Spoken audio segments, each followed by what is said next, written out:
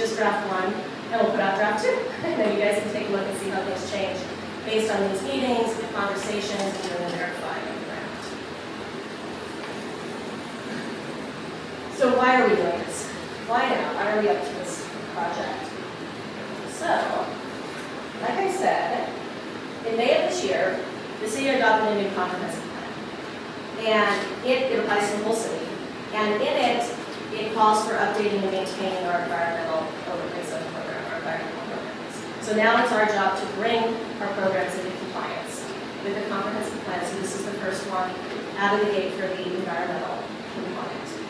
We also need to do this because these resources that are not protected, those gaps, those things that are sticking out, all of those streams and wetlands, they're part of our stormwater infrastructure. They're part of maintaining the way the city works to reduce flood risk, trees on steep slopes, to build those slopes in place. And these are the wildlife habitat, and this is our livability of our city. So those trees provide shade and they provide a sense of place in a lot of people's neighborhoods. So there's a lot of reasons why it's important that we actually protect the resources the way that those plans intended. So who's impacted by this? People are impacted by this. There's about 3,000 properties in Johnson Creek in the outer east area that have environmental overlay zones or have the remapped overlay zones, the draft remapped overlay zones. It's a lot of property. A lot of those properties, the overlay zones are tweaked. They're moved slightly. On some people's property, it's a big change. And there's either a big removal of environmental overlay zone or a big expansion because there's a lot of difference between mapping from 91 and down. But in all cases, we're just trying to correct the information. So if you have these kind of resources on your property, if you have existing zones, if you have streams or wetlands, if you're close to a stream or wetlands, if you're within 30 to 75 feet of a stream or wetland, if there's floodplain, steep slopes, big stands of trees. Those are the kind of resources that we're looking at.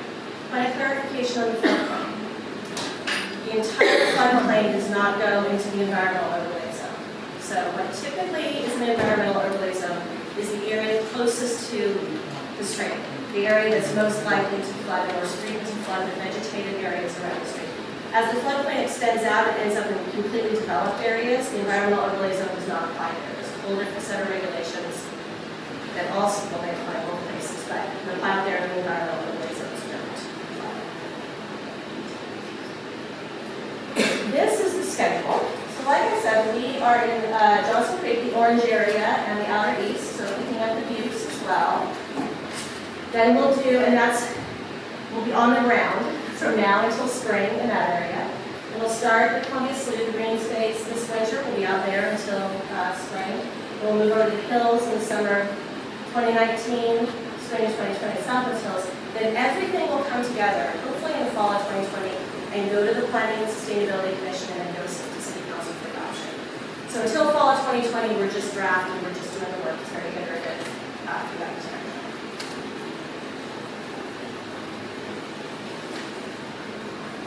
So before I move to the website, just wanted to make sure everybody has our project website and our email, and our phone number. I'm Mindy, that's Daniel. So when you call, you're going to talk to one of us. We're the two staff on this project, so that's our card.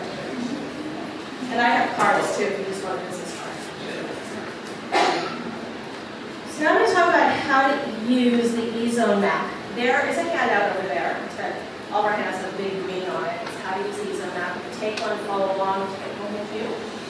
And I'm going to switch to the website.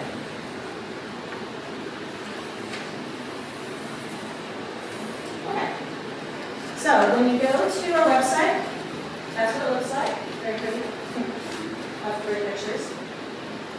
And from there, you're going to. Oh, where else? Chair. Is it? It's not TV blue, so people can actually see what's on it. No, it's not my TV. Should I move the TV? It's not my TV. Oh, real. So that's too far away, is that? Yeah, you just can't see. Or you Oh, can see you it could. at the point where on the screen where we should be. Yeah. You can also move the chairs I'm closer. going to use this too. Yeah, Yeah, if you want to move it closer, please. What do you think? That we go there safely?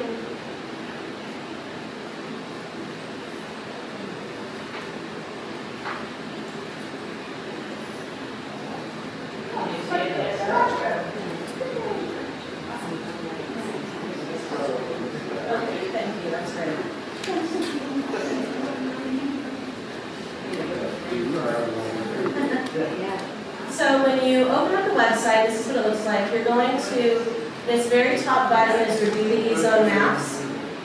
So you click on that, and it's going to take you to another location on the website with the map. If you use the map app as part of the comprehensive plan, if you're following along and you use the map app, this is the same, it's just different information. It's the same format, the same way it works. So what you do first is you put in an address. I'm just going to use a public place. I'm not going to pick on any property owners right now. I mean, unless you really want to be picked on. So when you put in an address, it's going to zoom right to the location. It defaults to show you the remapped e-zone. So if you click on this button up here, that's your legend that says what you're looking at. And then the next one down, the little lines, is where you can turn things on and off.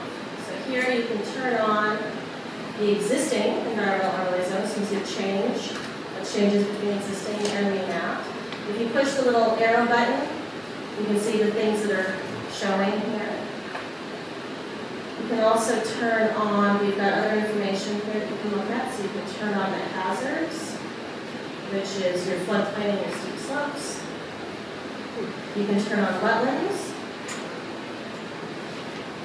Point about the wetland data, Bureau of Environmental Services is updating the wetland data right now. So they are doing what's called wetland determinations. They have staff who are certified to come do determinations. So they're updating. So you see wetlands showing up in your property and you're like, I don't think that's a wetland. Let us know. Staff will come out and do a wetland determination to figure out, because that's the best way to do it, is go out there and look at it. So let us know. And then also the other piece here would be, this is vegetation and streams. If the information's there. Oftentimes, if you turn on wetlands, streams, and vegetation, and then the remapped environmental overlay zones, you can start to see that this protection overlay zone is remapped because it's following wetland and stream. And this one is following the stream over here. So you can start to see why things are being remapped the way they are. So it's all based on that data underneath, that the vegetation, the streams, the wetlands. So that's the piece that we'd like to verify with people if you feel like you don't have it right on the clock. And let's see if there was anything else I wanted to say about that. I think that's it. So, with that, I will end. I'm going to put our contact information back up and open it up for questions. Yes, please.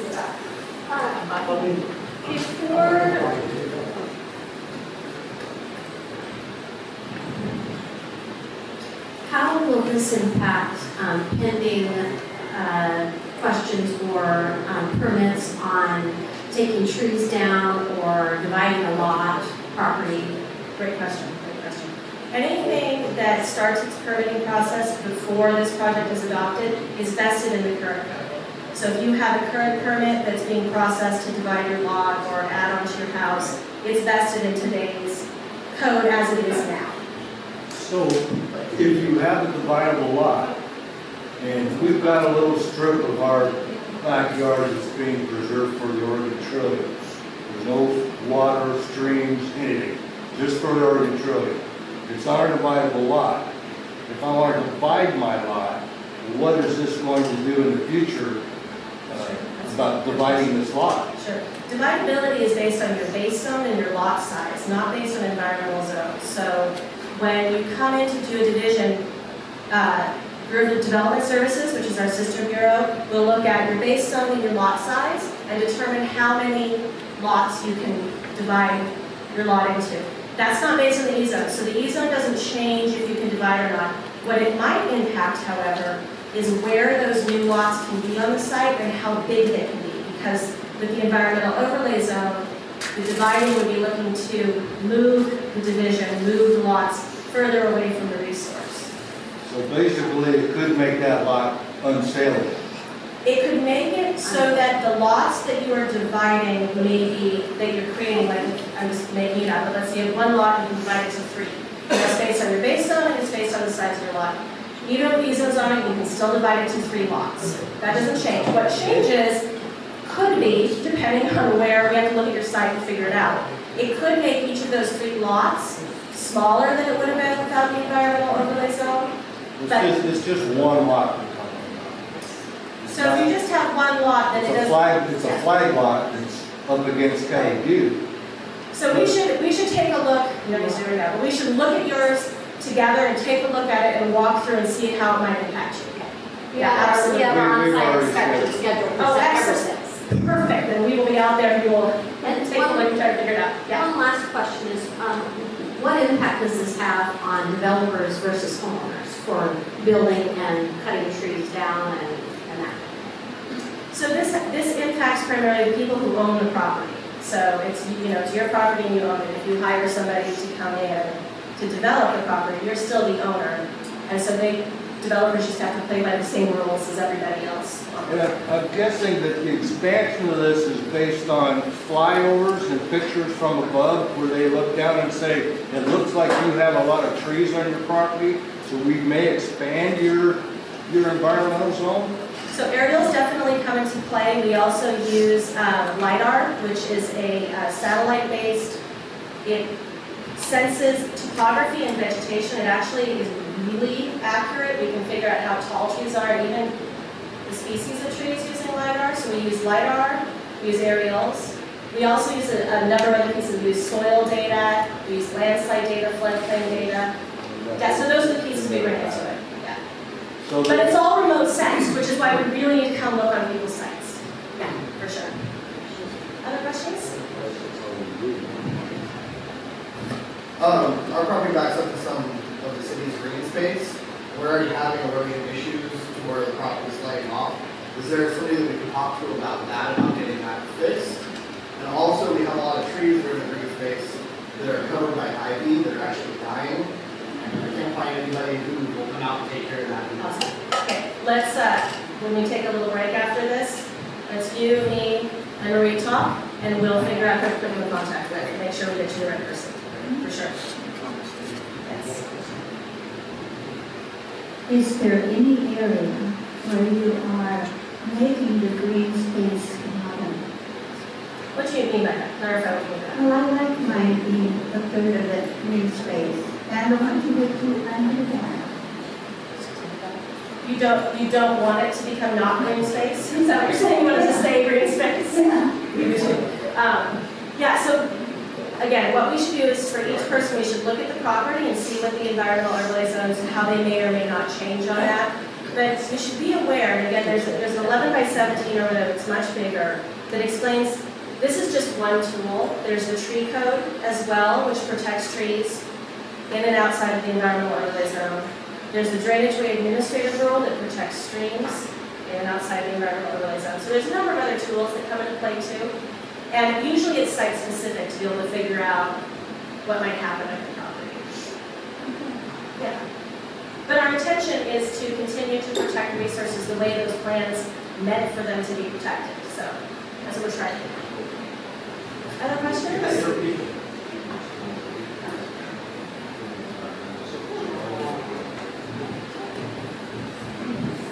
So our property abuts a green space that is part of a common property that is owned by the association of members. Is that possibly the reason we receive relocation? Yes. We own a share of that green space. One of the things that we noticed as we were doing the mapping is this may not be your circumstance, but it could be. Especially in the boring log domes and further out, there were areas that back in the early 90s were trees. And then there was a development that happened. And now all those trees that were in environmental overlay zone are all houses. But the environmental overlay zones were never corrected to follow that land use, that permitted legal land use change that happened. And so in that case, all of those houses, the environmental overlay zone is coming off them. And so they got a notice because they're no longer going to be in the environmental overlay zone. So that's one reason. That could be if your house was built between like 92 move forward. That could be part of the reason. The other reason could be if you abut it and the tree canopy, so maybe there's a tree in the green space, but there's also a canopy and tree that comes onto your backyard. So the environmental overlay zone would follow the tree canopy, not the property line. So that would be another reason why you might come into this as well. The property was built in '94 in the Northern Lights district, I think. But it was a field, it was a farm field. Uh-huh. And then they made lots, and now I've added trees. Is that creating stuff that I might be now in the zone when it wasn't just a farm open pasture? Could be. Again, we should take a look at your site and see. Because certainly, if you planted a tree and the tree is now really mature and its width, like the canopy of it, its leaves and branches are connected with the rest of the forest in that open space tract, then it might be that it is being captured in there, so we should just look at the property and take a look and see. There's a question right behind you. I know that my property has 3 different zones on it. It backs up to a creek, and so I had surveyors mark the zones and have, just the natural vegetation towards the creek, et cetera, et cetera. If I understand you correctly, this is not going to require me to change any of that since I already did it in good faith. Yeah, there's nothing, the environmental overlay zones don't make you do anything per se. You'll end up running into them if you wanted to come in. Let's say you wanted to expand your fence into the environmental overlay zone. Then you would trip the rules, and then you have to look at, okay, does it fall under a standard, or do I need to go through a review? But if you're not doing anything, if you're just leaving everything the way it is, then just keep going the way it is. Yeah. Well, I did put in some retaining walls because that backyard was sliding, but they told me that that was okay. Yeah, and we're not making any changes to any of that. So what we're doing wouldn't have any impact on that necessarily. So yeah. Thank you. There's a question back there.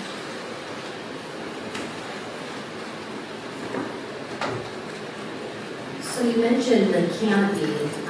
Is that the canopy in the environmental zone that is encroaching or overlaying the property, or does it include trees that are on the private homeowner's property that may be interpreted as being part of the environmental zone? Sure.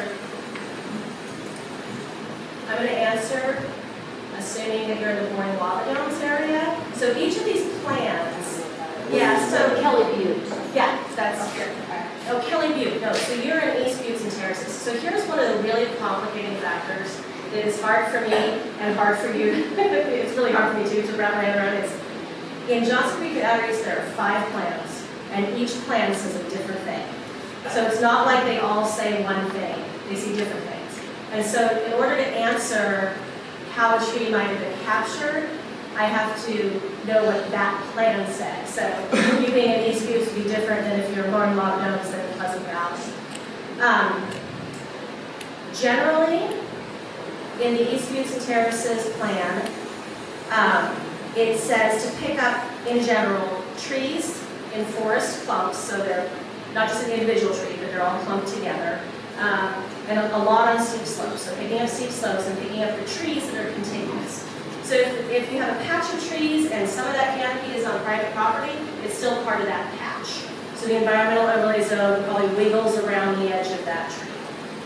But again, we can take a look at your property and see what's going on yours individually for sure. But they want to expand that, so that tells me that they've looked at something to decide that more of our property is in this environmental zone. So the way that we did it, the way that we did the work, and by we I mean me and Daniel and our GIS technician, is we read those plans and figured out a set of rules of what we think was intended to be protected. So forest on steep slopes, contiguous forest canopy, just a set of this is what's supposed to be protected based on those plans. And then we applied it to the natural resource inventory. So we did not look at your property and make a decision. We did it generally. And now we're at the stage of coming onto people's property, verifying that the resources are there, having these conversations and making refinements. Thank you. Yeah, so we haven't made a decision based on individuals.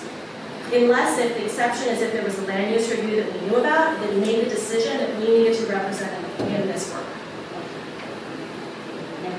Other questions? Does anybody have a burning floodplain question? Not to poke the bear, but I know that that was what was announced as what we'd be talking about, and we're not, and I don't want you to feel like it's a big switch. And Marie's here, if you do have something you want to ask. Yeah. So, my name's Russell Quick, we live on Ogden Street, and we are up the hill from the Foster floodplain. I now attempted 3 times to be able to contact a enforcement officer